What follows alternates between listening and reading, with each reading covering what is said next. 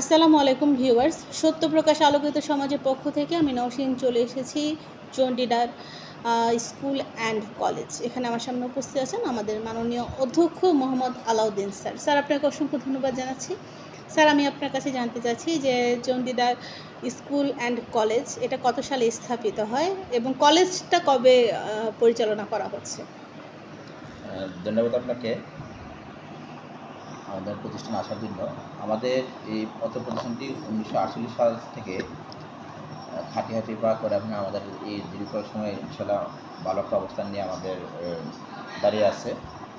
আর যেটা এখন college section যেটা ছিল, এটা ছিল তখন ছিল উচ্চ বিদ্যালয় মাধ্যমিক পর্যায়ে। আর এখন আমাদের 2025 সালে অর্থাৎ গত বছর আমাদের কলেজ সেকশন অনুমোদন হয়।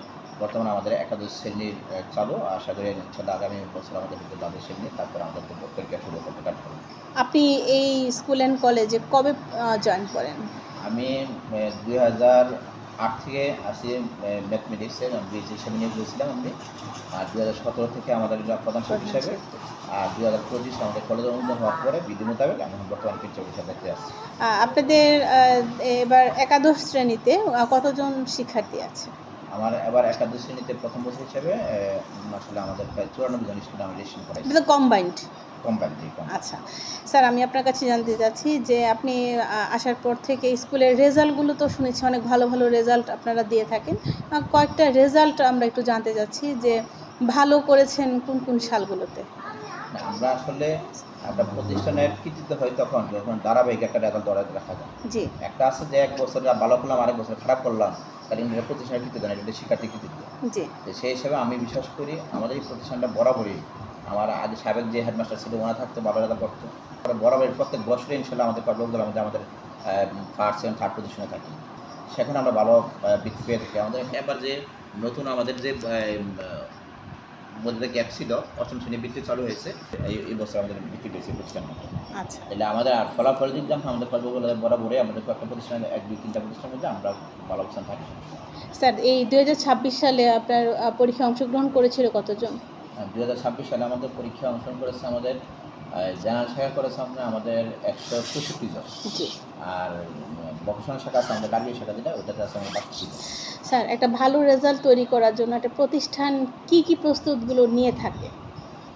আপনি দেখেন আমাদের প্রতিষ্ঠান একটা প্রত্যন্ত অঞ্চল।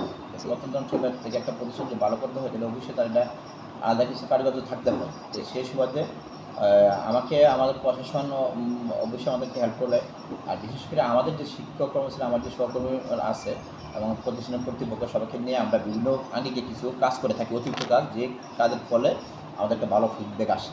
যেমন ধরেন আমাদের বিশেষ করে হোম ভিজিট, যে আমরা শিক্ষার্থীরা ছাত্র বাড়িতে রাখতে হোম ভিজিট করি। তা আমাদের 24 ঘন্টা একটা রুটিন দেওয়া থাকে।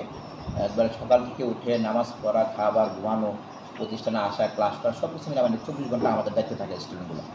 এবং তারাই এই রুটিনটা পালন করে কিনা এটা আমাদের শিডিউলের ডিউটি দেওয়া থাকে, যে আপনার বাড়ি বাড়ি যাবেন, হোম ভিজিট করবেন। বিশেষ করে সবচেয়ে বেশি আমি নিজেই যাই। আচ্ছা। বাড়িতে যাই, বাড়িতে গিয়ে আমরা জিজ্ঞাসা করি এই তোমার পড়াশোনা কী হলো, কী আসে বিষয়। তারা সুন্দর দেখা যায় যে স্যার আসবে, বইও দেখা গেছে হোক, যেভাবে হোক তারা পড়ার টেবিলে বসা থাকে। একসময় এটা অভ্যাসে পরিণত হয়। এবং যে আমাদের বর্তমান যে ইউনো মহোদয় আছে, ওনার পরীক্ষার্থী বাড়ি বাড়িতে হোম ভিজিটে যায়। হোম ভিজিটে গিয়ে দেখা গেছে কি ওনার এখানে নিয়োগ হয়েছে 2 বছর। 2 বছর প্রায় 2 বছরে 2টা বেচ পেয়েছে আমাদের এসএসসি পরীক্ষার্থী। 2টা বেচে না জানিয়ে হঠাৎ রাত্রে আমাদের হোম ভিজিটে আসে ইউনুস মহোদয়। ইউনো মহোদয় এসে দেখা গেছে হঠাৎ আমার যে ছাত্র বাড়ি থেকে দেখা যায় আমার স্টুডেন্টরা প্রায় 11-12 সময় পড়া টেবিলে বসে। তো এটা হলো কিন্তু আমাদের শিক্ষকরা এবং আমাদের সকলের অভিভাবকরা আমাকে হেল্প করে। আর আরেকটা শুনলে খুশি হবে যে প্রত্যেকটা শিক্ষকের এগেইনস্টে আমি 3 জন ছাত্র দায়িত্ব দিয়েছি। আচ্ছা, আচ্ছা। আমি রুটিন করে দিয়েছি, গ্রুপ করে দিয়েছি। তেমন ছাত্র সংখ্যা বেশি, যেহেতু আমার কলেজ শাখা শিক্ষক সংখ্যা আমার বেশি আছে। তো ওই শিক্ষকের দায়িত্ব হলো 3 জন ছাত্র, আপনার সে পড়াশোনা করলো কিনা, সে রুটিন মাফিক চলে কিনা, নামাজ পড়ে কিনা, খাবার দাবার ঠিকমতো করে কিনা, তাদের তদারকি করা। এই তদারকি বিভিন্ন এবং আমাদের একটা আমাদের অপশন আছে যেটা অতিরিক্ত ক্লাস।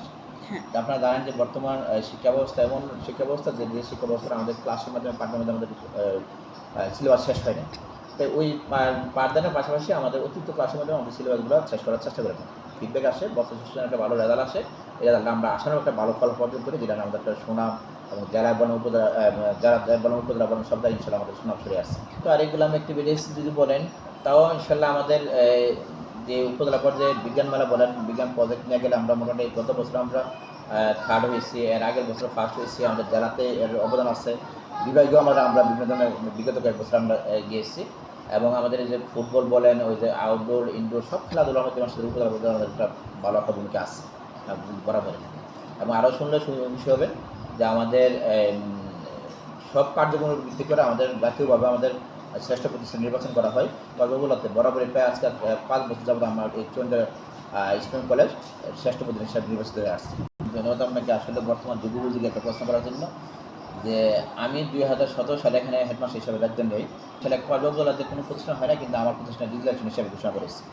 তো এগুলো কীভাবে করেছি, আমার প্রতিষ্ঠানের যা আছে শিক্ষার্থীর বাড়িতে আপনারা যদি অনুপস্থিত থাকে এই বাচ্চাটার বাড়িতে আপনি অ্যাসেসমেন্ট চলে যান। এটা আমাদের শিক্ষা বোর্ড যেভাবে আমাদের রেজাল্ট ফরম্যাট তৈরি করে এইভাবে সফটওয়্যার মাধ্যমে আমাদের রেজাল্ট করা হয়। যে এখানে আমার কথা হলো যে বর্তমান যুগের সাথে তাল মিলে যদি আমাদের শিক্ষার্থীরা যদি ছোঁয়া না পড়ে যায় তাহলে তারা একসময় পিছিয়ে যাবে। এর সাথে আমাদের প্রথম তুলনা করতে না পারে সেই জন্য আমি আমার প্রতিষ্ঠানকে প্রতিষ্ঠান প্রদান হওয়ার 19 সাল থেকে 2019 সাল থেকে আমি রিজার্ভ করেছি, এবং বর্তমানে আমাদের চলমান আছে।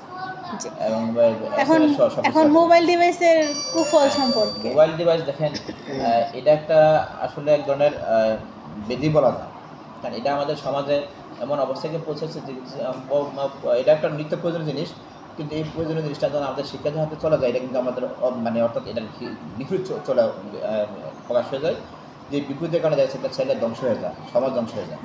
এখন আমাদের শিক্ষার্থীর লেভেলে পড়াশোনার লেভেলে যদি আমাদের এই মোবাইলটা ছেলেটাদের হাতে থাকে তাহলে সে দেখা যাচ্ছে পড়াশোনার থেকে বেশি সময় ওই ব্যয় করে ফেলে। তো আমাদের যে অভিভাবক সমাজ যারা আছে, অভিভাবকরা আছেন এবং এলাকার লোক আছে, যারা গণ্যমান্য ব্যক্তি যারা আছেন, সবাই কিছু আমি বার্তা বলতে চাই।